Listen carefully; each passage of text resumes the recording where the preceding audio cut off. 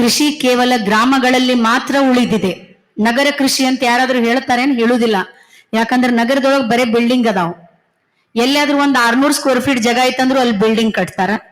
ಅವ್ರು 600, 1200, 2500 square feet ಒಳಗ ಮನಿ ಕಟ್ಟಿ ಬಹಳ ಮೆರಿಲಿಕತ್ತಾರ. ಯಾಕಂದ್ರ ಅವರ ಸೌಕಾರ ಅಂತ ತಿಳ್ಕೊಂಡಾರ. ಆದ್ರೆ ಜಗತ್ತೊಳಗ ಎಲ್ಲಕ್ಕಿಂತ ದೊಡ್ಡ ಸೌಕಾರ ಅಂದ್ರ ರೈತರ. ಯಾಕಂದ್ರ 1 ಎಕರೆ ಅಂದ್ರ 40 ಗುಂಟೆ, 1 ಗುಂಟೆ ಅಂದ್ರ 1000 square feet. 1 acre is equal to 40,000 square feet. Andra, our farmer has the ownership of 40,000 square feet. ಅದರ ಅರ್ಥ ಈ ಜಗತ್ತೊಳೆ ಎಲ್ಲಕ್ಕಿಂತ ಸೌಕರ್ಯ ಯಾರಾದ್ರೂ ಅದಾರಂದ್ರೆ ರೈತರ ಅದಾರ. ಅದಕ್ಕ ನಾನ್ ರೈತರಿಗೆ ಹೇಳುದು, ಯಾರ ಕಡೆ ಪಾಪ ಅನ್ಸ್ಕೊಳ್ಲಿಕ್ಕೆ ಹೋಗ್ಬೇಡ್ರಿ. ಯಾಕಂದ್ರ ನೀವ್ ಜಗತ್ತಿಗೆ ಅನ್ನ ಹಾಕುವಂತ ಅನ್ನದಾತ್ರ ನೀವು.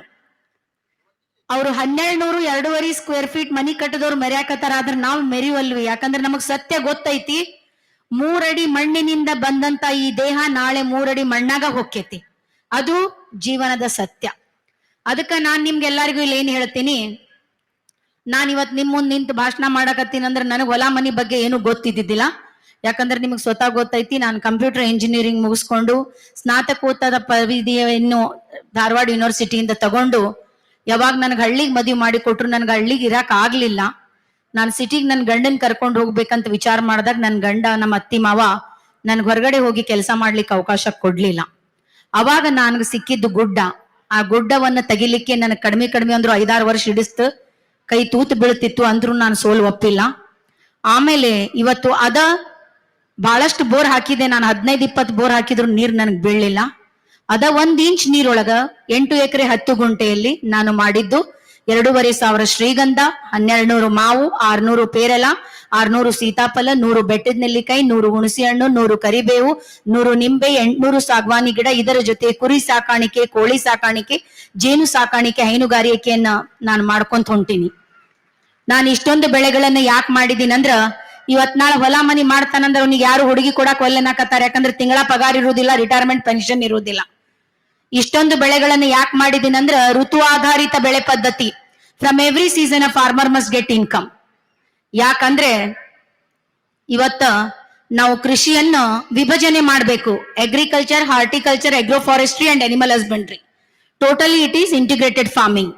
Short term income, mid term income, long term income, ಈ ತರ ನಾವು ಪ್ಲಾನ್ ಮಾಡಿದಾಗ ಪೇರ್ಲೆ ಸೀಸನ್ ಪೇರ್ಲೆ ದುಡ್ಡು, ಮಾವು ಸೀಸನ್ ಮಾವು ದುಡ್ಡು ಎಲ್ಲ ದುಡ್ಡು ಬರ್ಕೊಂತಿರ್ತದ. ಯಾಕಂದ್ರ ನಾವು 10,000 ರೂಪಾಯಿನೂ ಮಾರಿವಿ, 1 ಲಕ್ಷನೂ ಮಾರಿವಿ. ಯಾಕಂದ್ರ ಬೆಲೆ ನಿಗದಿ ಮಾಡುವಂತ ಅಧಿಕಾರ ಸರ್ಕಾರನು ನಮಗ್ ಕೊಟ್ಟಿಲ್ಲ, ಸಮಾಜನು ನಮಗ್ ಕೊಟ್ಟಿಲ್ಲ.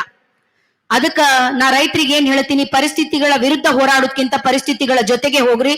ಅದು ನೀವು ಮಾಡುವಂತ ಶಾಣೆತನ. ಇವೆಲ್ಲ ಹಣ್ಣಿನ ಗಿಡಗಳು ಮಾರಿ ಮನೆತನ ನಡೆಸಬಹುದು. ಆದ್ರೆ 45ರಿಂದ 50 ವರ್ಷ ಆದ್ಮೇಲೆ ನಮ್ ಕೈಯಾಗ ರೊಕ್ಕ ಇಲ್ಲ ಅಂದ್ರ ನಮಗ್ ಮಗ ಸೊಸಿ ಸೇರೋದಿಲ್ಲ, ನಮ್ಮ ಎಲ್ಲರಿಗೂ ವಜ್ಜೆ ಆಗ್ತೀವಿ. ಅವಾಗ ನಾನು ಆಯ್ಕೆ ಮಾಡ್ಕೊಂಡಂತ ಬೆಳೆ ಶ್ರೀಗಂಧ. ಯಾಕಂದ್ರೆ according to the government rate of Karnataka, today's existing price of sandalwood per KG 15,000 to 20,000 rupees per kg. From each ton, a farmer may expect minimum 1 to 2 crores. From each acre, he may expect minimum 5 to 6 tons. It means ಒಂದು engineer ಕೋಟಿಯಲ್ಲಿ ಮಾತಾಡಬಹುದು, ಒಂದು doctor ಕೋಟಿಯಲ್ಲಿ ಮಾತಾಡಬಹುದು. ಆದ್ರ ಹೆಬ್ಬಟ್ ಹೊತ್ತು ರೈತನು ಕೋಟಿಯಲ್ಲಿ ಮಾತಾಡಬೇಕು. ಜಗತ್ತ ಅವನ್ ಹೆಂಡತಿ ಮಕ್ಳಿಗೆ ಕೊಡುವಂತ ಸ್ಥಾನಮಾನ ಬದಲಾಗಬೇಕು. ಯಾಕಂದ್ರೆ ಎಷ್ಟೋ ಸಲ ಒಂದ್ ರೈತನ ಹೆಂಡತಿ ಮನಸ್ಸು ಮರಗಿರ್ತದ. ನನ್ನ ಗಂಡನು ಆಫೀಸರ್ ಆಗಿದ್ರೆ ನಾನು 10 ತೊಲಿ ಬಂಗಾರ ಹಾಕೊಂತಿದ್ದೇನ. ಎಷ್ಟೋ ಸಲ ನಮ್ ರೈತರ ಮಕ್ಕಳ ಮನಸ್ಸು ಮರಗಿರ್ತದ. ನಮ್ಮ ಅಪ್ಪನೂ ಆಫೀಸರ್ ಆಗಿದ್ರೆ ನಾನು ಎಂಜಿನಿಯರಿಂಗ್, ಮೆಡಿಕಲ್, ಪ್ರೊಫೆಷನಲ್ ಕೋರ್ಸಸ್ ಮಾಡ್ತಿದ್ದೇನೋ. ಯಾಕಂದ್ರೆ ಎಷ್ಟೋ ಸಲ ಅವ್ರಿಗೆ ಫೀಸ್ ಕಟ್ಟಾಕ್ ರೊಕ್ಕ ಎಲ್ಲಾರ್ದು ಮದುವೆ ಮಾಡಿ ಕಳಿಸಿದೀವಿ ನಾವು. ಅದಕ್ಕ ಅಂತ ರೈತ ತನ್ನ 1 ಎಕರೆ ಹೊಲವನ್ನ ಡಿವೈಡ್ ಮಾಡಬೇಕು. Agriculture, horticulture, agro forestry and animal husbandry.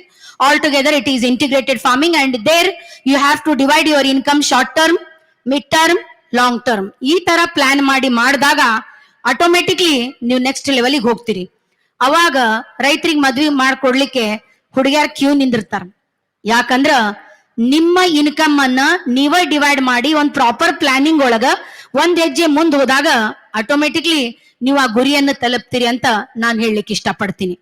ಆಮೇಲೆ ಇದರ ಜೊತೆ ನಾನು ಇನ್ನೂ ಒಂದು ನಿಮ್ಗೆ ಹೇಳಿದೆ, ನಾನು ಮಾಡಿದ್ದು ಪಶು ಸಂಗೋಪನೆ, ಕುರಿ ಸಾಕಾಣಿಕೆ, ಕೋಳಿ ಸಾಕಾಣಿಕೆ, ಜೇನು ಸಾಕಾಣಿಕೆ, ಹೈನುಗಾರಿಕೆಯನ್ನ ನಾನು ಬಹಳ ಸಮರ್ಪಕವಾಗಿ ನಿಭಾಯಿಸ್ತಿದ್ದೀನಿ.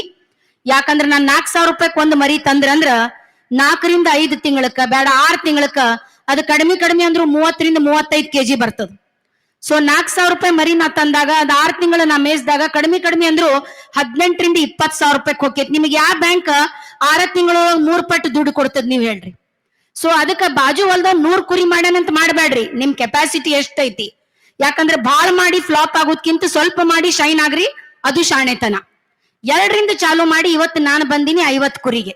ಸೊ ನಾ ಕುರಿಯಿಂದ ಒಂದ್ ವರ್ಷಕ್ಕೆ ಕಡಿಮೆ ಅಂದ್ರು 5ರಿಂದ 6 ಲಕ್ಷ ರೂಪಾಯಿ ಆದಾಯ ತೆಗಿತೀನಿ. ಅದ್ರ ಜೊತೆ ನಾ ಜವಾರಿ ಕೋಳಿಗಳ ಸಾಕಾಣಿಕೆ ಮಾಡಿದೀನಿ, ಅದನ್ನು ಒಂದು ವರ್ಷಕ್ಕ ಕಡಿಮೆ ಅಂದ್ರು 2ರಿಂದ 3 ಲಕ್ಷ ತೆಗಿತೀನಿ. ಸೊ ನಾನ್ ನಿಮ್ಗೆ ಹೇಳುದು, try to divide the resources of income.